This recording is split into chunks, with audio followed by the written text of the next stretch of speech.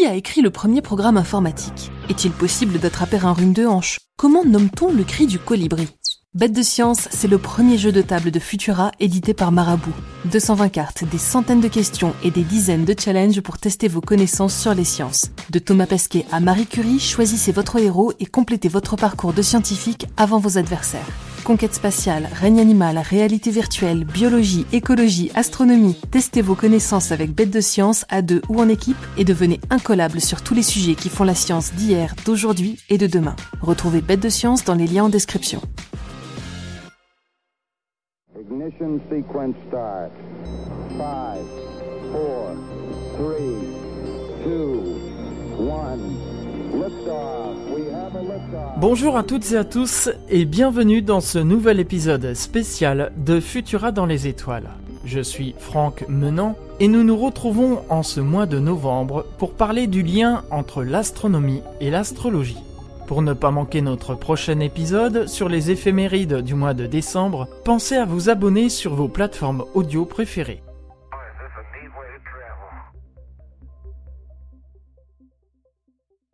Ne vous est-il jamais arrivé de vous faire reprendre par des férus d'astronomie lorsque vous dites qu'ils sont astrologues ou qu'ils pratiquent l'astrologie ?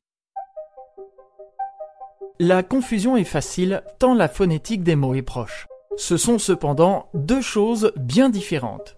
Mais savez-vous qu'il existe un lien entre les deux ?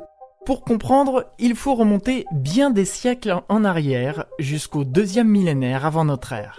Les scientifiques de l'époque ont constaté qu'en étant immobiles, ils pouvaient voir le soleil et les étoiles bouger. Ils en conclurent que la Terre était immobile et que le soleil et les étoiles tournaient autour d'elle. En réalité, c'est la Terre qui tourne autour du soleil. D'autre part, si les étoiles bougent la nuit, les observateurs ont pu constater cependant que celles-ci se rassemblaient en groupes d'étoiles et qu'elles formaient des images dans le ciel. Ainsi, ces groupes d'étoiles, que l'on nomma constellations, furent baptisés en fonction de la forme qu'elles rappelaient. En observant la course du Soleil autour de la Terre pendant un an, les astronomes de l'Antiquité remarquèrent que le Soleil revenait chaque année devant la même constellation. Ils en dénombrèrent 12, alors qu'il y en a 13 en réalité. Ces 12 constellations deviendront les constellations du zodiaque que nous connaissons bien. Le Bélier, le Taureau, les Gémeaux, le Cancer ou Crabe, le Lion, la Vierge, la Balance, le Scorpion, le Sagittaire, le Capricorne ou Chèvre, le Verseau et les Poissons.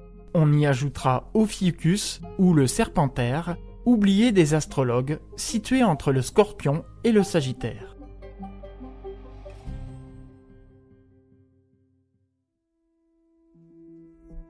Les astrologues se basèrent sur les constellations du zodiaque pour prédire les changements saisonniers, interpréter les cycles célestes ou encore prédire l'avenir des personnes selon leur date de naissance et la position des planètes dans le zodiaque. Astronomes et astrologues travaillaient donc main dans la main, d'une certaine façon.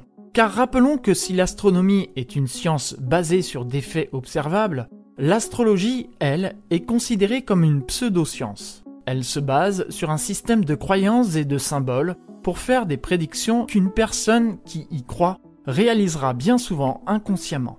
C'est ce que l'on appelle le biais de prophétie autoréalisatrice. Par ailleurs, avec le temps, la position du Soleil dans le zodiaque a évolué. Ce phénomène est provoqué par plusieurs facteurs. La Terre ne décrit pas un cercle parfait autour du Soleil. De plus, son axe de rotation se décale lentement. Les astrologues ne prennent pas en compte ces changements et continuent de s'appuyer sur les constellations utilisées depuis des siècles. Ainsi, une personne née le 20 janvier est dite du signe Capricorne, sauf que dans la réalité, le Soleil se trouvera dans la constellation du Sagittaire ce jour-là. Alors prenez l'horoscope de la journée avec un grain de sel. C'est tout pour cet épisode.